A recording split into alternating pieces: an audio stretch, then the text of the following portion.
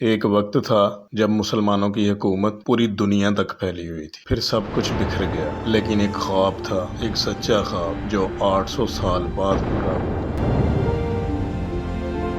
یہ صرف تاریخ نہیں ہے، یہ اللہ کا ایک وعدہ تھا جو 800 سال بعد پورا ہوا۔ سوچو، 800 سال کا انتظار، کتنی نسلیں آئیں اور چلی گئیں، لیکن اس پیشن گوئی کی تپش کبھی کم نہیں ہوئی۔ رسول اللہ صلی اللہ علیہ وآلہ وسلم کی خواہش تھی کہ مسلمان 3 بڑے شہروں کو فتح کریں، پہلا مکہ، دوسرا یروشلم اور تیسرا اس زمانے کی سپر پاور کا دارالحکومت، عظیم رومی سلطنت کا دل، قسطنطنیہ، جسے آج ہم استنبول کہتے ہیں۔ مکہ اور یروشلم تو پہلے 10 سالوں میں ہی فتح ہو گئے تھے، لیکن اس تیسرے شہر کے لیے مسلمانوں کو 800 سال اور 5 بڑے حملوں کا انتظار کرنا پڑا۔ یہ سفر شروع ہوتا ہے جب خلافت راشدہ صرف 30 سال میں مدینہ سے قسطنطنیہ کی دیواروں تک پہنچ چکی تھی، لیکن اصل کوشش حضرت معاویہ رضی اللہ تعالیٰ عنہ کے دور میں شروع ہوئی۔ انہوں نے پہلی بار مسلمانوں کی بحری فوج بنائی اور شہر پر حملے کا حکم دیا۔ اس فوج میں بڑے بڑے صحابی شامل تھے، جن میں سب سے نمایاں نام حضرت ابو ایوب انصاری رضی اللہ تعالیٰ عنہ کا تھا۔ نبی اکرم صلی اللہ علیہ وسلم نے فرمایا تھا کہ میری امت کی وہ پہلی فوج جو رومی بادشاہ کے شہر پر حملہ کرے گی، ان کے گناہ معاف کر دیے جائیں گے اور وہ جنتی ہیں۔ اسی جذبے کے ساتھ مسلمان دیواروں تک پہنچ تو گئے، لیکن وہاں ان کا سامنا ایسی رکاوٹوں سے ہوا جو انہوں نے کبھی سوچی بھی نہیں تھی۔ قسطنطنیہ کوئی عام شہر نہیں تھا، اس کے سامنے 3 مضبوط دیواریں تھیں اور ایک گہری خندق، اور سب سے خوفناک چیز تھی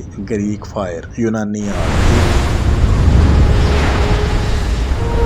ایسی آگ جو پانی سے بھی نہیں بجھتی تھی بلکہ پانی کے اوپر بھی جلتی رہتی تھی، اور جس نے مسلمانوں کی پوری بحری فوج کو تباہ کر دیا۔ اسی جنگ کے دوران حضرت ابو ایوب انصاری رضی اللہ تعالیٰ عنہ بیمار ہو گئے، لیکن ان کا جذبہ دیکھیے، انہوں نے وصیت کی کہ میرے انتقال کے بعد مجھے شہر کی دیوار کے جتنا قریب ہو سکے دفن کیا جائے، تاکہ میں اس پیشن گوئی کا حصہ بن سکوں۔ مسلمان وہاں سے ناکام ہو کر واپس تو آ گئے، لیکن ایک صحابی کو دشمن کی دیواروں کے نیچے چھوڑ گئے، جو صدیوں تک آنے والی نسلوں کو ان کا خواب یاد دلاتا رہا۔ اگلے 800 سال تک دنیا نے مسلمانوں کا زوال دیکھا۔ اموی خلافت ختم ہوئی، عباسی دور میں کسی نے اس شہر کا رخ نہیں کیا۔ پھر وہ وقت آیا جب منگولوں کے فتنے نے مسلم دنیا کو جلا کر راکھ کر دیا۔